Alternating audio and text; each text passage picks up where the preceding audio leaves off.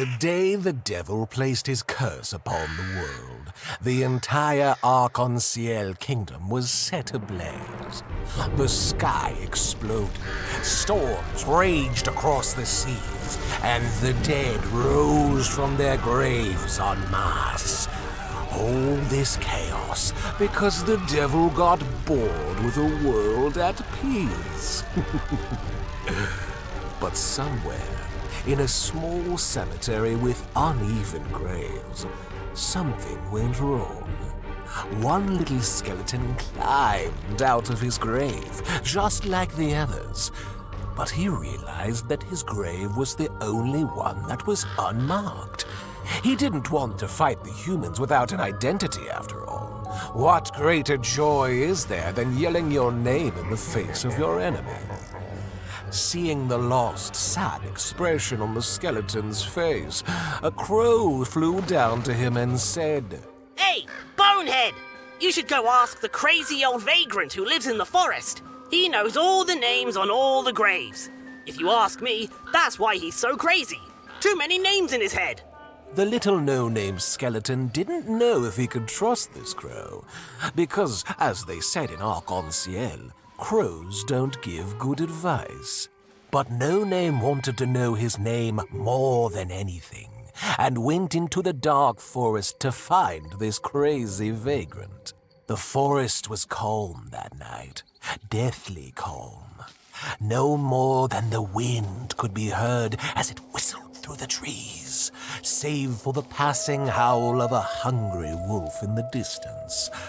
But No Name pressed on, determined to find the vagrant and rediscover his name. But suddenly, snap!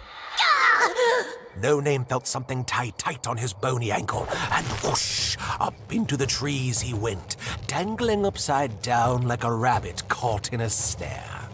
And as he bounced up and down, shaking from side to side, he was approached by a strange, dirty-looking man with a wild and bushy beard.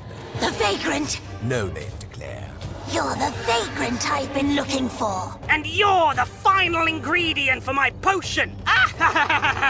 The vagrant cackled. "That crow sure earned his worms by luring you here. Now I'll finally know!" The vagrant snapped his fingers, and with the twinkling flutter of magic, poof, whoosh, a roaring fire appeared below No Name's head, so hot it singed the calcium off his scalp.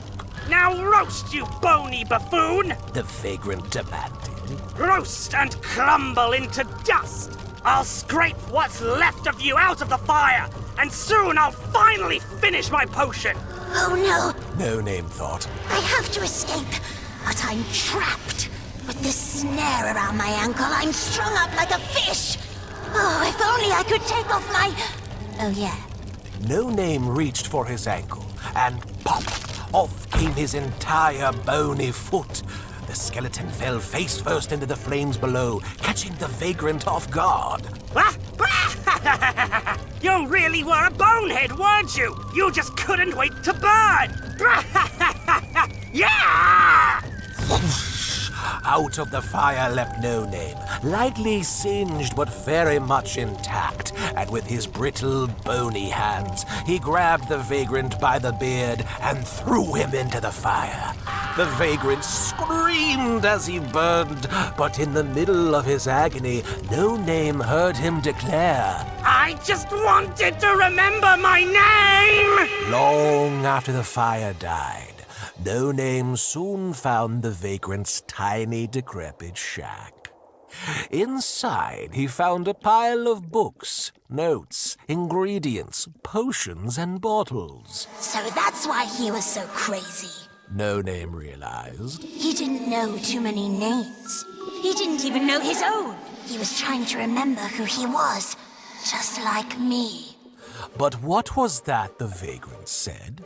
A memory potion? But with this, I can remember my name. I can do what he never could. Of course. No Name could use the potion to remember his own name. But which potion was it? And did the vagrant mention something about an ingredient? Oh, who can remember such trivial things? I'm sure one of these potions has to be it.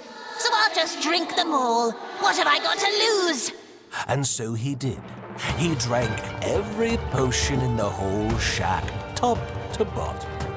One made him pink, one made him glow, one made him grow skin, one made him grow hair.